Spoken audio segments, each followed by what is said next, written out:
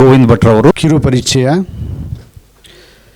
ಉತ್ತಮ ಶೈಲಿಯ ನಾಟ್ಯ ಮತ್ತು ಮಾತಿನ ಪ್ರಬುದ್ಧತೆಯಿಂದ ತೆಂಕುತಿಟ್ಟಿನ ಅಗ್ರಮಾನ್ಯ ಕಲಾವಿದರಾದ ಸತ್ಕೀರ್ತಿಯನ್ನು ಸಂಪಾದಿಸಿರುವ ಶ್ರೀ ಕೆ ಗೋವಿಂದ್ ಭಟ್ ಸೂರಿಕುಮೇರಿ ಇವರು ಧರ್ಮಸ್ಥಳ ಮೇಳದ ಹಿರಿಯ ಕಲಾವಿದರಾಗಿ ತಿರುಗಾಟವನ್ನು ನಡೆಸುತ್ತಾ ಬಂದಿದ್ದಾರೆ. ಕಿನಿಲ ಶಂಕರ್ ನಾರಾಯಣ್ ಭಟ್ ಮತ್ತು ಕುಕ್ಕೆಮನೆ ಲಕ್ಷ್ಮೀ ಅಮ್ಮ ದಂಪತಿಯ ಸುಪುತ್ರರಾಗಿ 22/3/1940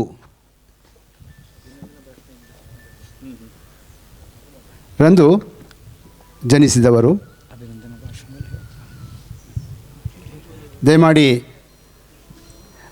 ಗೋವಿಂದ್ ಭಟ್ರವರು ವೇದಿಕೆಯ ಮುಂಭಾಗದಲ್ಲಿರುವಂತಹ ಆಸನದಲ್ಲಿ ಆಸೀನರಾಗಬೇಕಾಗಿ ಕೇಳ್ಕೊಳ್ತಾ ಇದ್ದೇವೆ.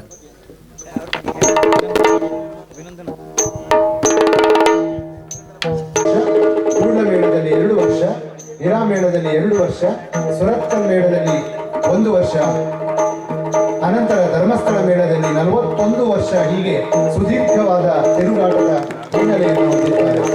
ಸ್ತ್ರೀವೇಷ, ಪುಂಡುವೇಷ, ಪೋಷಕ ವೇಷ ಮತ್ತು ರಾಜವೇಷದಲ್ಲಿ ಪ್ರೌಢಿಮೆಯನ್ನು ಸಾಧಿಸಿರುವ ಇವರು ಕೃಷ್ಣ, ರಾಮ, ಸುಧನ್ವ, ಜಮದಗ್ನ, ಶ್ರೀದೇವಿ, ಪರಶುರಾಮ, ವಿಶ್ವಾಮಿತ್ರ, ಸುಯೋಧನ, ಮಾಘದ, ಶಿಶುಪಾಲ, ರಕ್ತಬೀಜ ಮುಂತಾದ ಪಾತ್ರಗಳನ್ನು ನಿರ್ವಹಿಸುತ್ತಾ ಬಂದಿದ್ದಾರೆ. ತೀಕ್ಷ್ಣವಾದ ಮಾತು, ಖಚಿತ ಲಯ, ನಿರ್ದಿಷ್ಟವಾದ ಧೋರಣೆ, ಉತ್ತಮವಾದ ಕುಣಿತ ಇವೆಲ್ಲ ಇವರ ಪಾತ್ರ ನಿರ್ವಹಣೆಯಲ್ಲಿ ಕಂಡುಬರುವ ಲಕ್ಷಣಗಳಾಗಿವೆ. ಶ್ರೀಮತಿ ಸಾವಿತ್ರಿ ಎಂಬುವರನ್ನು ವರಿಸಿರುವ ಇವರು ಪ್ರಸನ್ನಕುಮಾರ, ಶ್ಯಾಮಪ್ರಸಾದ, ಸೂರ್ಯಪ್ರಸಾದ ಎಂಬ 3 ಮಕ್ಕಳನ್ನು ಪಡೆದಿರುತ್ತಾರೆ.